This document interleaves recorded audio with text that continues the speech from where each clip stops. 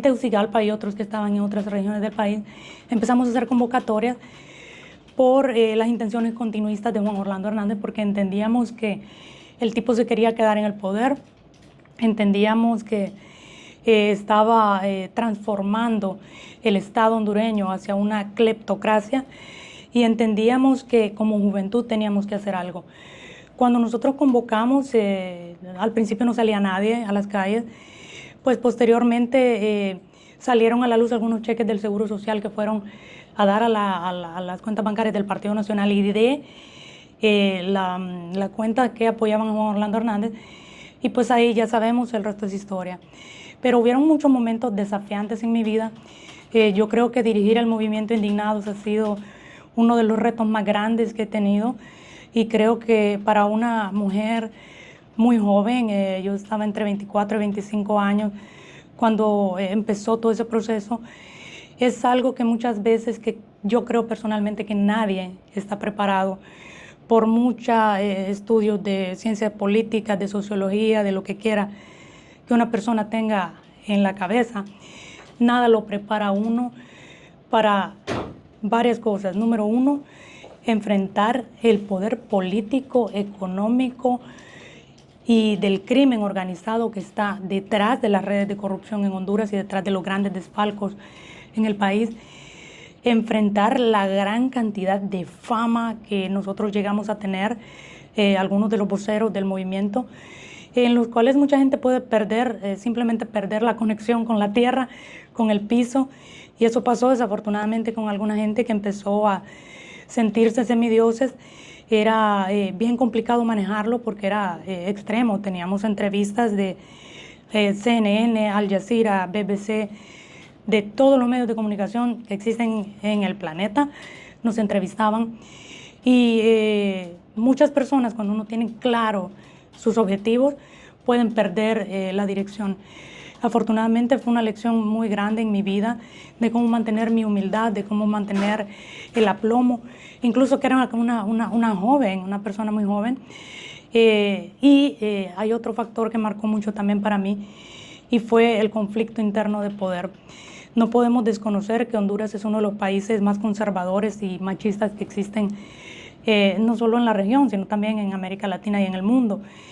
Y eso influencia muchísimo los liderazgos que son percibidos como tales para la prensa, para la sociedad, para los políticos, etcétera. Porque no se espera que una mujer joven que viene de una familia pobre sea líder de una revolución como la que pasó en Honduras. Y pues sentí muy fuerte la discriminación. Teníamos un comité que tomaba las decisiones, pero muchas veces se reunían 2 o 3 varones del equipo a tomar decisiones antes de las reuniones donde estábamos como todo el consejo, y ya llevaban como cosas, como decimos en un lenguaje popular, el tamal amarrado. Ya solo llegaban a tratar de imponer su voluntad. Fue muy complicado tratar de balancear eso, porque el pueblo tenía unas expectativas enormes acerca de nosotros y teníamos metas, al menos yo las tenía muy claras, que era la instalación de un mecanismo internacional anticorrupción. Así que sí, fue un momento en el que mucha gente me ha dicho a veces, y es algo bien curioso, yo en su lugar hubiera hecho esto y esto y esto. Y yo les digo, pero bueno, no estaba en mi lugar. No estaba en mi lugar. Y para mí, lo que a mí me deja dormir tranquila es que en cada decisión siempre lo hice con la conciencia de que buscaba lo mejor, con la certeza de que estaba haciendo lo correcto y de que estaba buscando el bien del país y el bien común, y que el movimiento pues lograra traer no solamente la esperanza que trajo al país, sino que también que se instalara el mecanismo anticorrupción, que finalmente lo logramos. Gabriela, ¿quiénes han sido las figuras más influyentes en su vida, ya sea familiares, mentores o líderes históricos, y por qué? Bueno, tengo que empezar a decir que mis padres, mi madre y mi padre, han sido determinantes para mí. Luego tengo que decir que sí tuve un mentor muy importante en el tema de la presentación en frente de las cámaras, en cómo hablar en frente de las cámaras. Yo estaba trabajando cuando ingresé en política con Alberto Valladares, que él en ese momento era un reconocido productor, escritor. Él incluso ganó premio SOTI Él entrenó a personas como Neida Sandoval, como Renan Almendares, el Cucuy de la Mañana, y otras grandes periodistas nacionales que están en los medios de comunicación y que son, como que han dicho, del top, ¿verdad? Periodistas que han logrado llegar lejísimos en otros países. Alberto era de esas personas, él se decía que era un cazatalentos. Él miraba a una persona con potencial y la pulía. No fue un proceso fácil, porque no es fácil ver todos los defectos que uno tiene cuando se pone enfrente de una cámara. No es fácil pensar en qué estarán pensando las otras personas acerca de uno, y tal vez no escuchan el mensaje por criticar al mensajero, sobre todo cuando las mensajeras son mujeres. Fue un proceso en el cual, sin Alberto Valladares, que por cierto, él fue el escritor de esta canción tan hermosa navideña que dice Caminando por Tegucigalpa. Él es, entonces, y escribió canciones para Moisés Canelo, para un montón de personas nacionales e internacionales. Aprendí muchísimo de él, fue determinante en mi vida. Trabajé varios años con él en la producción audiovisual. Trabajamos también elaborando un documental para la Secretaría de Planificación sobre el Plan de Nación Visión de País. En aquel momento yo era estudiante de Derecho y me impactó mucho ver, y tengo que decir que era un Plan de Nación Visión de País muy bueno. Después me di cuenta que quien lo elaboró, quien lideró su elaboración, era Julio Raudales, el entonces ministro de Planificación, y era un Plan de Nación Visión de País que sigue vigente, y que si de verdad hubiese voluntad por parte de los gobernantes de sacar este país adelante, ahí está escrito.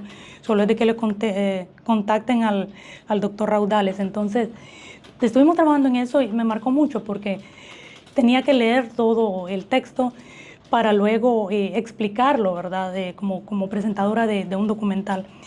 Y me hizo ver cuáles eran los ejes temáticos que el doctor Raudales planteaba, que se debería haber trabajado con una visión de 10, 15, 25 años, que si en aquel entonces se hubiera hecho, estamos hablando del 2010, 2011, estaríamos en otro nivel como país. Alberto fue una de esas personas que me impactó positivamente. La otra persona que haya sido un poco más adelante, ya cuando yo estaba ya en política, es Indira Mendoza. Indira es una defensora de derechos humanos, directora de la Red Lésbica Catrachas, que es una organización de sociedad civil que ha hecho cosas sin precedentes en Honduras.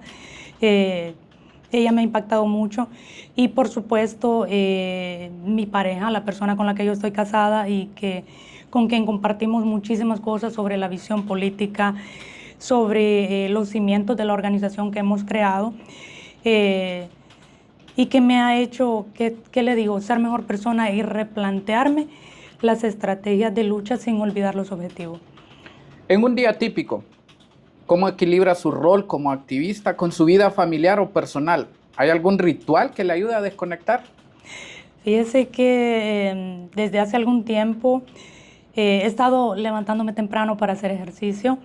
Me gusta mucho el ejercicio físico.